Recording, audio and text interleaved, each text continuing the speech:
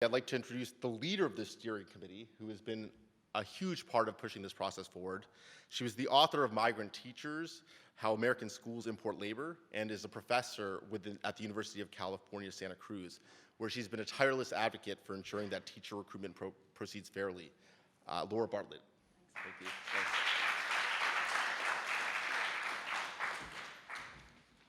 Thank you all for being here tonight.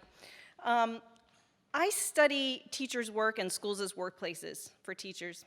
I've been researching teacher labor migrations, especially movements into the United States throughout the past 10 years, and I'm honored tonight to moderate today's panel. But before we turn to our panelists, I want to briefly share with you some of the findings from my research.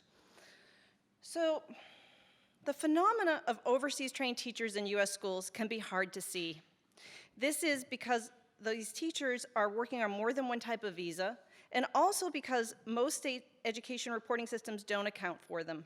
It's difficult to track the numbers arriving into the United States each year, or to be certain about the overall numbers currently working here, or to know where and what overseas trained teachers are teaching in US public schools. Despite the limited information, by using partial data, we know the numbers are significant. For example, between 2002 and 2008, 92,000 overseas trained teachers were sought by American public schools for labor shortages. Now, 92,000 may not sound like a lot when you consider there are over 3 million public school teachers in this country. But consider this.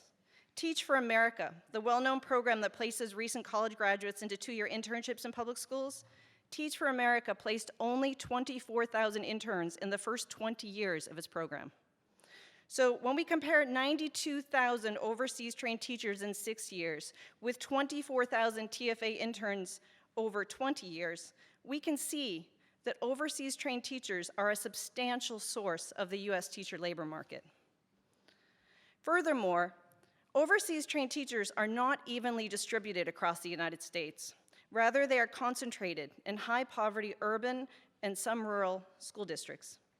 And within those school districts, overseas trained teachers are most likely to be found in math, science, and special education departments. I have visited schools where half of the math and science departments teachers are overseas trained teachers working on short-term visas. And I've been in school districts that have sponsored hundreds of teacher visas in a single year and over 1,000 visas for teachers over just a few years. So what we find are highly concentrated pockets of overseas trained teachers in certain departments of high poverty urban and some rural schools. Now, because of location and limited resources, these schools often have the most difficulty in finding qualified local teachers in specific subject areas. Therefore, urban and rural schools in high poverty areas are the most likely schools to seek teachers from a global labor market. These schools are also likely to seek or accept assistance from teacher placement services that specialize in migrant teachers. Without the guidance of a specific set of basic practices, each school district, placement agency, and migrant teacher has been forced to reinvent for themselves the standards by which they navigate the complex legal and ethical landscape of hiring practices, working conditions, and immigration status. Now, the question I always get about this stage is, are overseas trained teachers effective? Are they making important contributions to the education of public school children in this country? And the answer is, they absolutely can be. And whether or not they are able to be effective, successful teachers is based on the conditions of their recruitment and employment. Overseas trained teachers who are misled about the nature of their work and the conditions of their visa, who are housed in substandard housing, who are forced to separate from their children, who incur huge debt through their migration, and who are subject to exploitive working conditions, these teachers are rarely effective or successful.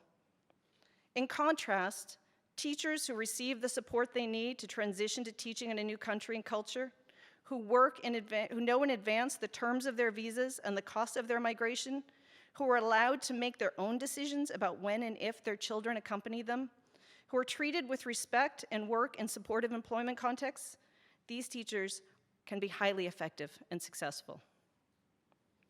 Whether or not we maximize the educational benefit of teacher migrations into US public schools depends on how we recruit and employ overseas trained teachers.